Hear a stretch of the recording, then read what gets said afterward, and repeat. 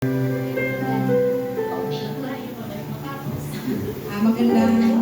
umaga po sa inyo lahat. Sino po ang may patutuon dyan? Ang kaputihan po ng Panginoon sa araw nito ay kailangan po natin ipahayag. Sister, baka may patutukan dyan. Tawagin mo siya.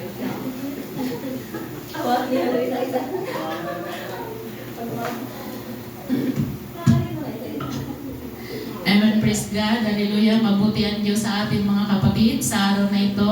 Ako po ay nagpapasalamat sa Panginoon sa kalakasan na ibinibigay niya sa kumpletong kagalingan, sa pagsubok at sa blessings niya sa buong isang linggo. Lubos ko pong ipinapasalamat din sa Panginoon. Salamat din dahil nandito ang aking sister. Ilang maghahandog po kami ng awit sa Panginoon. Ano may lang sa likod? Baka kayo. Tingnan lang.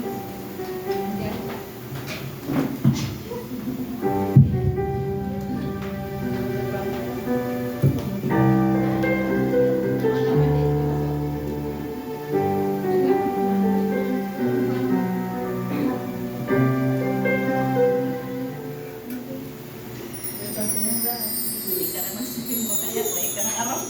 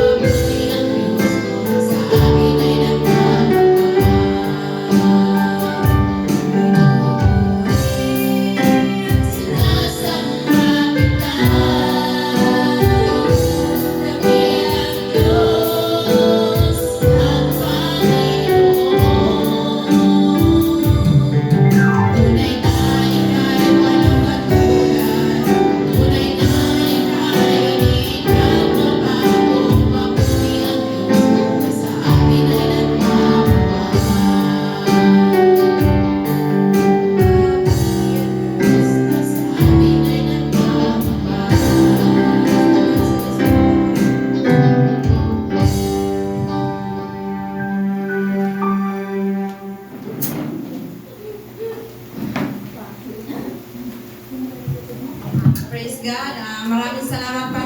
Maraming salamat Sister sa iyong handogawit at sa iyong patutuo. Pasasalamat.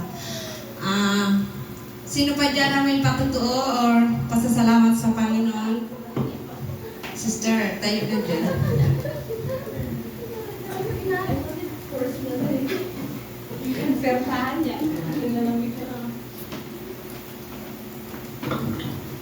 Amen. Praise God. Isang mabuting bagay ang magpasalamat tayo sa ating mahal na Panginoon. Papasalamat din po ako sa ating mahal na Panginoon sa isang buong linggo pag-iingat, sa isang buong magdamag na pag-iingat.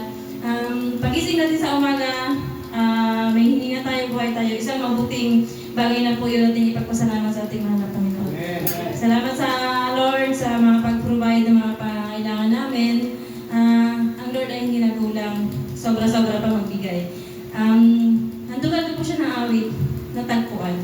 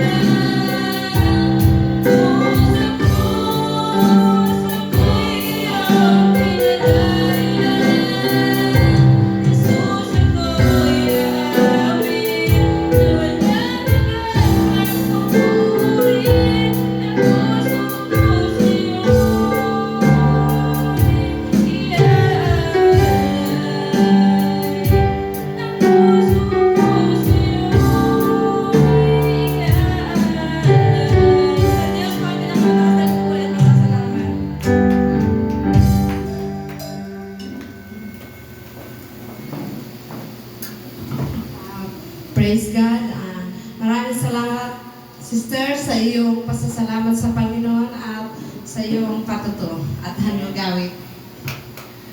Sino pa ang may patuto dyan? Sister. Alam na, patawarin kita.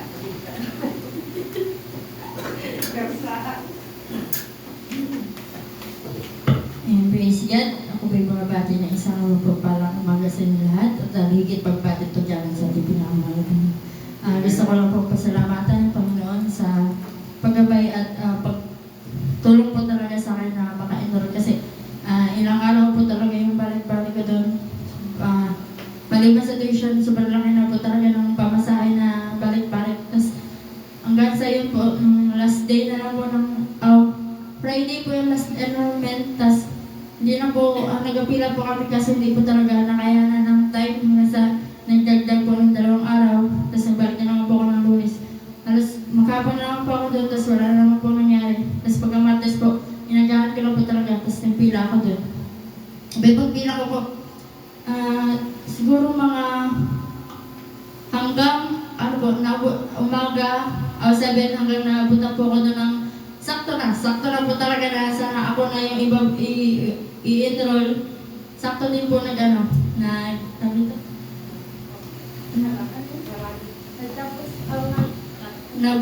off na po.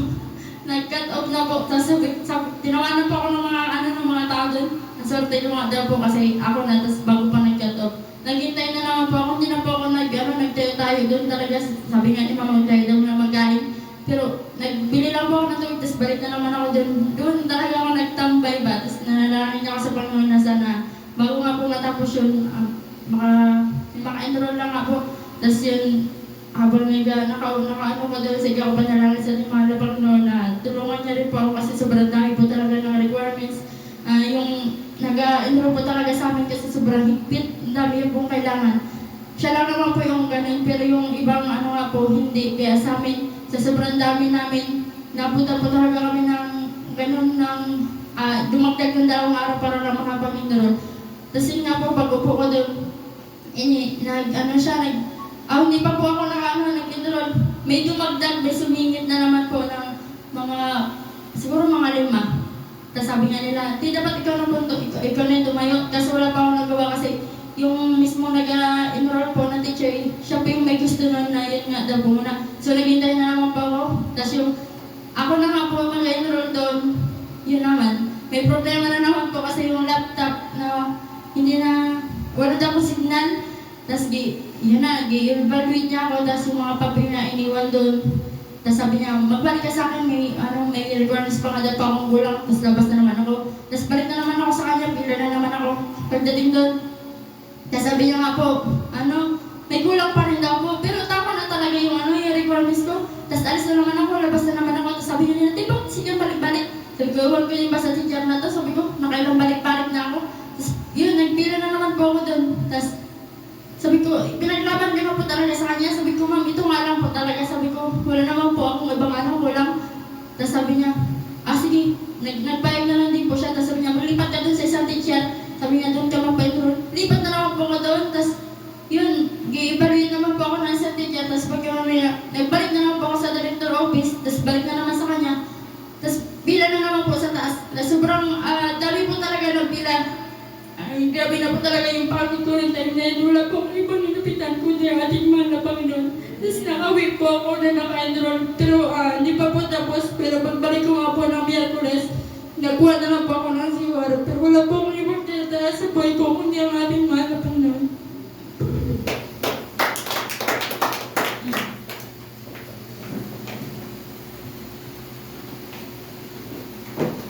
Praise God. Maraming salamat, Panginoon. Maraming salamat, sister, sa iyong patutuo. Laban lang sa lahat ng mga hinaharap na sa buhay. Yun nga sabi ko sa iyo, Nak, na wala man tayong ibang lapitan kundi ang Panginoon lamang. Kaya maraming salamat sa patutuo mo, sister. Sino pa po may pasasalamat sa ating Panginoon? Kung wala, ako na muna. May pasasalamat po ako sa Panginoon nung yun nga, nung umuwi po kami ng halos ng bagong taon. Pag-uwi nga namin dito, yun nga, Indrolan, sabi ko nga sa anak ko, wala talaga kaming kapira-pira. Siyempre, kailangan talaga ng pera na pang-enroll niya. Ngayon, sabi ko, pero parang nagtiwala lang ako, labig lang talaga yung isip ko ba. Sabi ko nga, may Panginoon naman. Yun nga, sabi ko sa anak ko. Kaya, nung sabi niya, mama, magpa-enroll na ako nung pagpasok ko dun sa boarding house, yun nga yung daing ko dun sa Kisalimba. Tapos sabi niya, punta ka kay Surunrun mo, maghiram ka ng pag-enroll ni Isay. Sabi ko, ay salamat. Sabi ko, sana nga makahiram talaga ako. Tapos yun, naglapit ako kay Surunrun, pinahiram niya ako ng 2,000. Kaya lubos-lubos talaga yung pasasalamat ko kasi kahit ganun pa man na-survive ko yung yung alalahanin ko sa aking anak. Kahit wala akong pira, tapos yung boarding, nagsabay-sabay na talaga, grabe na stress talaga ako. May mga alalahanin sa lingguhan. Parang naguluhan ako, tapos naglipat ako ng spa. Sabay-sabay yung mga alalahanin sa buhay ko. Kaya minsan, ako sa Panginoon, sabi ko, Panginoon, bigyan mo ng malinaw na kaunawaan yung aking isip ba. Tapos yun nga, nakalipat ako, tapos agad-agad naman akong nakapunta doon sa kila Saling. Tapos sabi ko sa mga anak ko, sabi ko, nagtawag yung mahal ko sa buhay na gano'n nga, parang na-stress pa ako. Sabi ko sa kanya, ayaw ko nang magsalita. Tapos, yun, sabi ko nga sa sarili ko ba, sabi ko, yung mga hinaharap na alalahanin sa buhay talagang hindi mawala. Pero sabi ko, kapit lang sa Panginoon. Tapos, yun nga, nagtrabaho ako na nakapasok ako na bigyan din yata ako halos nasa 1,700 pa yun. Tapos ibinigay ko sa boarding yung 1,000. Tapos yung pala pag binigyan ka ng Panginoon ng mga paalala ay talagang halimbawa maglapit ka sa Panginoon, hindi ka rin pababayaan. Tapos mga ilang araw ba na nagtawag sa akin yung si DJ. Sabi niya, Minor, magpunta ka ng bayan. Sabi ko, ako doon. Kanya, may darating sa ating pagpapala. Galing daw sa iya. Kaya, sabi ko, salamat sa Panginoon talaga. Sabi ko, alam na Panginoon ko ano yung mga pangangailangan ko ba. Tapos, pumunta ako ng kulyon. Yun nga, na-provide lahat ng pangangailangan ko. Nakabayad ako sa boarding. Tapos, yun, nakabayad ako kay Kuya. Kaya, lubos-lubos yung pasasalamat ko sa Panginoon kasi nandyan siya, hindi niya ako pinababayaan. Tapos, may ano pa ba? Nung nakaraan, grabe ang galit ko talaga kay Dudong ba? Hindi ko talaga nakontrol yung sarili ko na hindi man siguro masamang magdisiplina sa anak kasi mali talaga yung ginagawa niya. Talagang nung umuwi ako ng pag-uwi ko galing sa trabaho, mga 11 yata yun, 12, wala pa yung aking Dudong. Sabi ko, saan? Pinachat ko sa aking anak isa. Tapos yun nga, nasa Digiboy daw.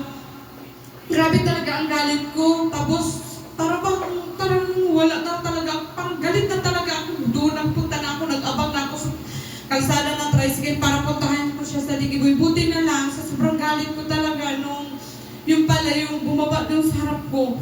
Hindi ko, akala ko ibang tao, yung pala si Dudong. Basta sabi ko nga, kasi pinaanahan ko ba, kumbaga sabi ko, pinaamanan ko na siya na pag ginawa niya yung talagang makakatikim talaga siya.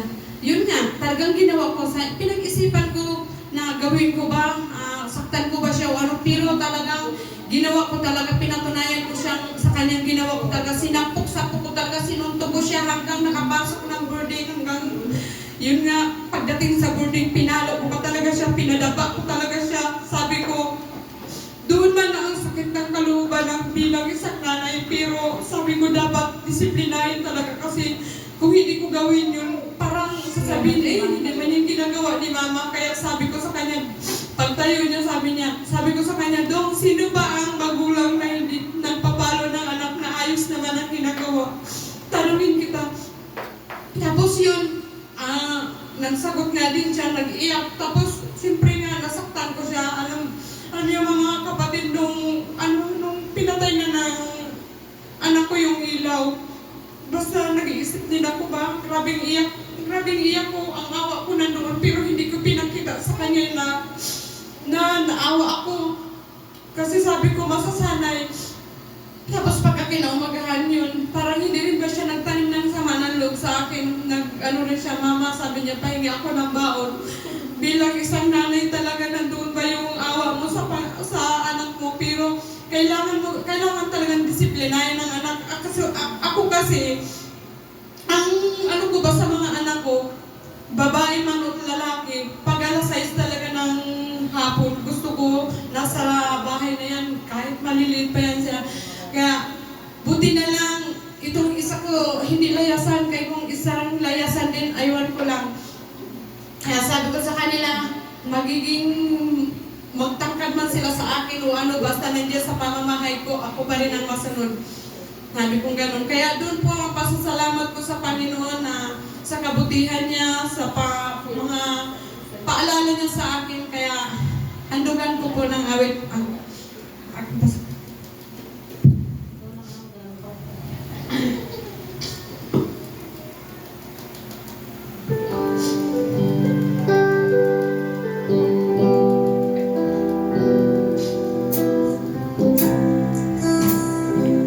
Salamat.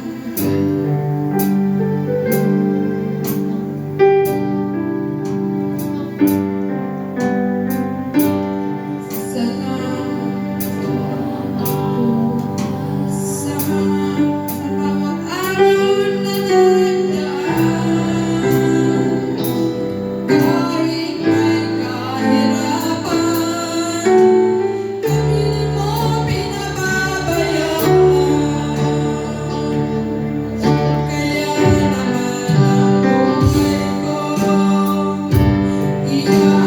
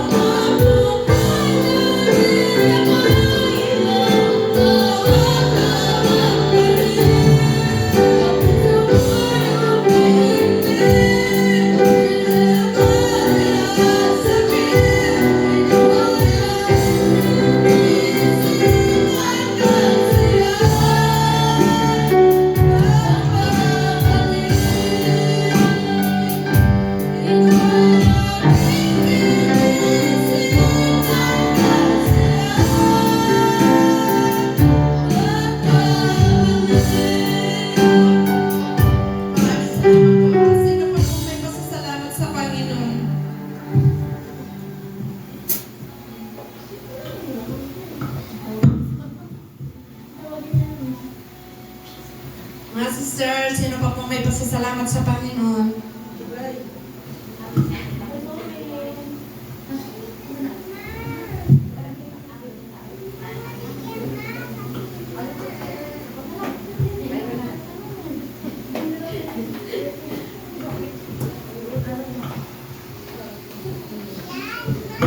Praise God sa magandang umaga sa inyo lahat at higit sa lahat sa ating Panginoon. Gusto ko lang po magpasalamat sa buong isang linggo na pagbibigay ng provide po sa akin at sa magandang pangangatuan at sa pag-iingat pagpasok sa school at karagdagan po, hanugan ko po ng awit ang Panginoon. Buhay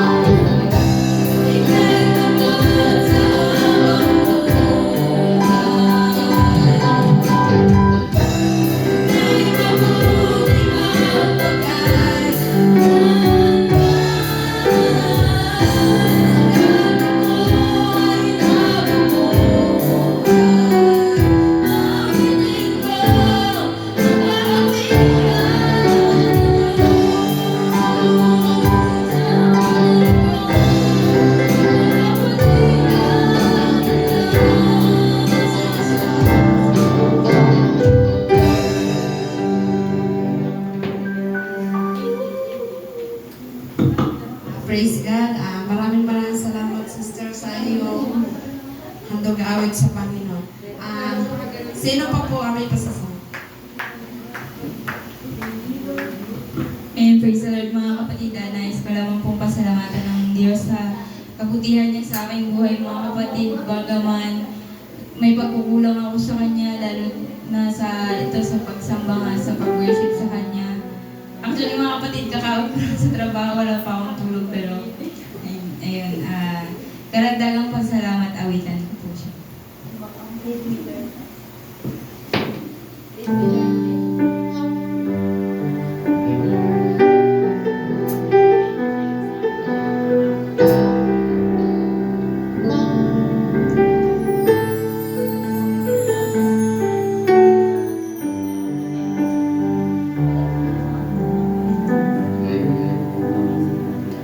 Lead me by the hand that goes over me, draw the flame that light may bring. There's no other hope that I can lead. Lead me, Lord, lead me over. Walk by me across the lonely roads that I may face. Take me out and let your hand show me the way. Show the way to live inside your heart. All my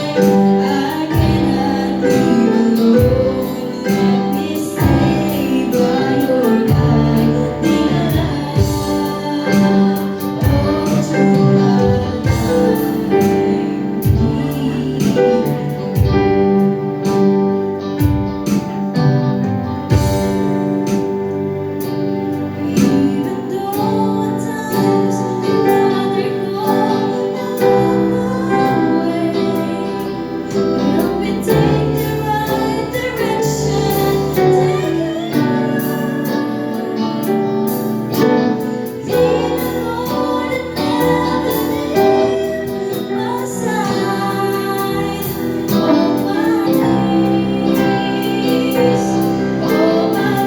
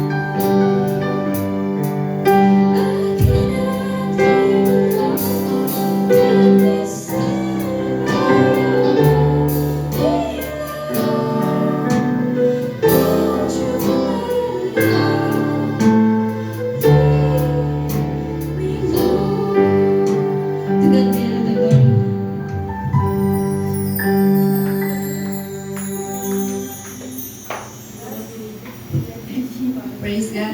Maraming salamat, sister, sa iyong pasasalamat sa Panginoon. Sino ba po ang may pasasalamat sa Panginoon?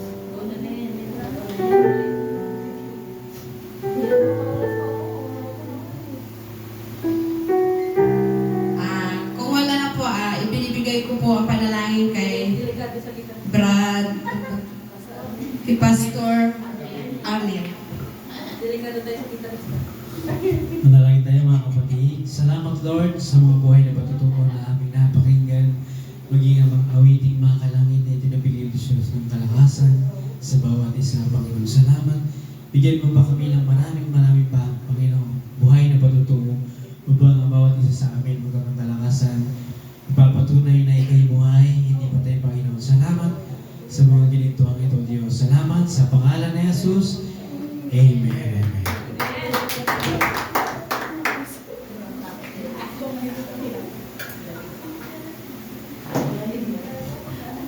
God bless you, Sister Roman, sa pagdala ng testimony leader at sa panalangin sa ating Pastor ng Puso. Hallelujah. God is good. All the time. Praise God. Isang malakas na palakpak mo sa ating Panginoon.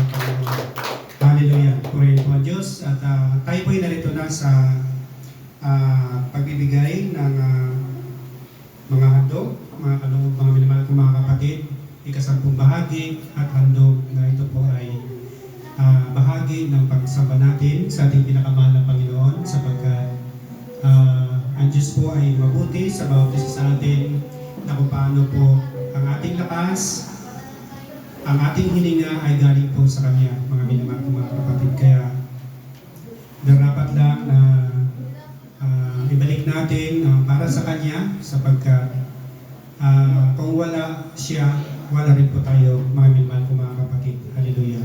Purihin po ang Diyos. At handa na po natin yung ating mga kaloob. Bigay natin na mayroong galak, may saya sa ating puso sapagkat iniibig po ng Diyos ang nagbibigay na masaya. Praise God. At binibigo po ang awit sa mga kaloob sa ating Sister Yunilin Ribanyo. Tinatawagan ko po siya dito. Huwag ka na magtagot na. Delikado ka kay Gulen. Yan ay kay Gulen. Pag nawala pa si Gulen, yan ay kay Gulen. Yan ay kay Gulen.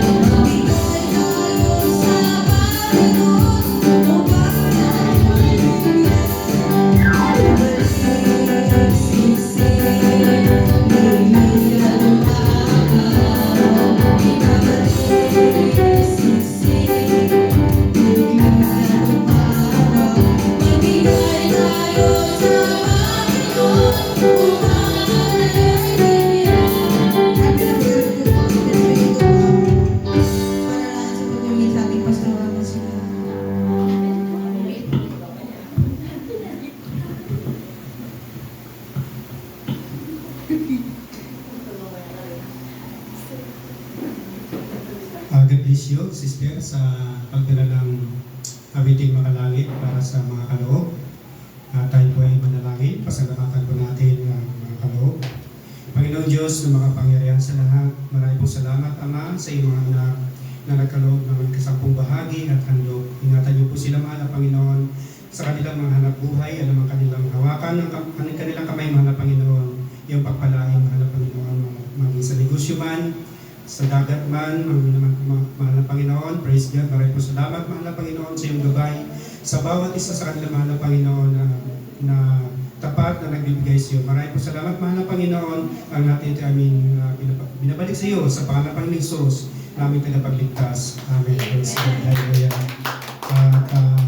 Praise God, maraming po salamat, mga kapatid, sa mga kaloob. At tayo po ay narito na sa pinakamalagang bagay, pakikinig po ng salita ng ating pinakamahal na Panginoon. Hallelujah.